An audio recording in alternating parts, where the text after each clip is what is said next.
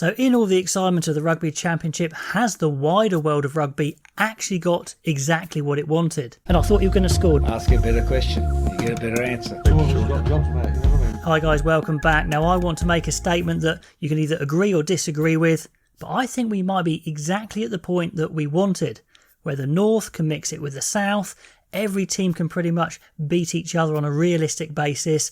Most of the top 10 are like that. There's no clear number one. And things are getting incredibly competitive, especially with the World Cup round the corner.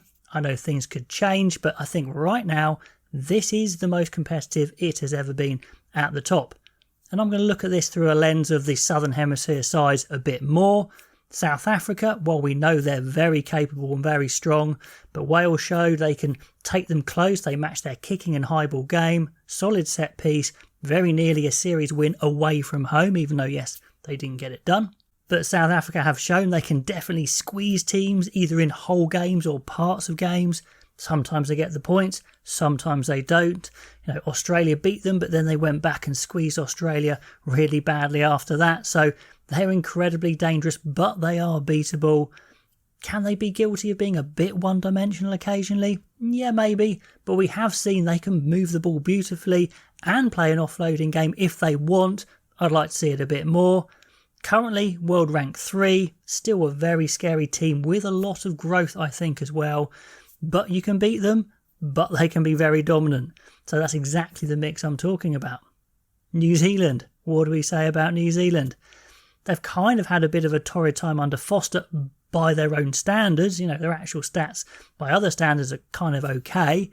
But historic losses to Ireland at home. Never done that before, especially in a series. Argentina as well at home. That one hurt an awful lot. And I think it's fair to say that aura has burst and that psychological advantage has gone somewhat, which is definitely a bit of a loss for New Zealand and a big gain for everyone else.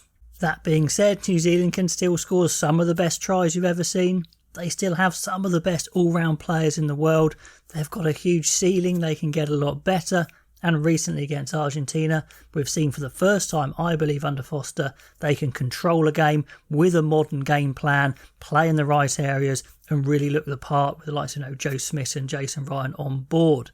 Their set pieces improved massively. Yep, they're well ranked number 4 at the moment, but they could climb back. But absolutely, they have shown that the aura is popped and they definitely are beatable as well, so much more than they used to be. Now on to Australia. As with all the Rugby Championship teams, they've been flitting in and out of outstanding and very beatable. So anyone in, the top 8, the top 10 knows they've got a decent chance if Australia aren't right. But that being said, they can produce these massive performances. Now they're down at a painful 8th in the world at the moment. But Australians love their backs against the wall, so they can come back for sure. Although I do feel Australia need their best players maybe a bit more than other teams. Although, they've replaced Michael Hooper really nicely with Fraser McWright briefly, but Hooper will be back. If they can get their full team, they can absolutely beat everyone and maybe even challenge for a World Cup. If they're slightly below their full team, I'm not quite sure they're World Cup capable at the moment, but let me know if you think I'm wrong. Argentina. They dismantled Australia nicely. They beat New Zealand in New Zealand. They closed out that series against Scotland, showing some grit, some really good mental toughness. But they too can be well beaten as well. They are vulnerable if they are not absolutely on top of their game. So they're another team flitting in and out. On to England, on to some of the Northern Hemisphere sides now. They've had some big results as well against South Africa, Australia, still able to beat the big boys. Pack looks solid, but definitely some room for growth, especially in their backline. And absolutely they're vulnerable in certain areas, maybe to a quick attack for sure. We've got Ireland, who look the best team with synergy and understanding in attack and defence, really look supremely coached and right on top of their systems if they get that front foot ball. But I still feel that if you stop that front foot ball, maybe those bigger sides could get over the top of them physically, like France, like South Africa. But certainly, they're in the mix, but I think teams will still think, yes, we can beat them. France are an interesting one. Winners of the Six Nations 2022.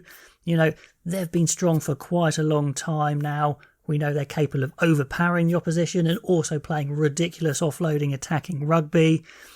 They've possibly got the highest ceiling maybe of all the teams with the ridiculous individual talent and flair they have.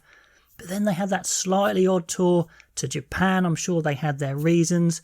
But with other sides, Northern Hemisphere sides, testing themselves against the likes of South Africa and New Zealand, they went on 2 matches to Japan. So I'm not quite sure what they learned there. So we don't quite know where France sit. They could be fantastic. They could be undercooked when we next see them. Wales we've already mentioned, but we know they can be absolutely bloody minded when they're well motivated. Signs against South Africa as well. Their wide attack is coming on. They could be dangerous. Maybe they need to go up a level slightly to show they can play a bit more than a traditional game. That's what I'm looking for from them. Scotland, let's mention them. They've got so much ability and we know they can score absolutely unbelievable tries. And they've just got to show they can consistently put those performances together to win enough games to win a bigger tournament. Some of the other teams, Japan, Samoa, Fiji, Georgia, Italy, I think they're slightly below that level at the moment, but certainly all the main teams I've mentioned, all of them can beat each other to a lesser or certain degree. I'm not overly sure who the number one in the world is. Now on the side there, I've got the world ranking at the moment, but so many of those teams, you could give a really good chance against someone above them. So it's an absolutely fantastic place to be. It really tees up the November series fantastically well. And maybe when we get into that World Cup in 2023, we're going to have the most exciting, closest World Cup ever. Anyway, guys, let me know what you think of those thoughts, and I'll catch you next time.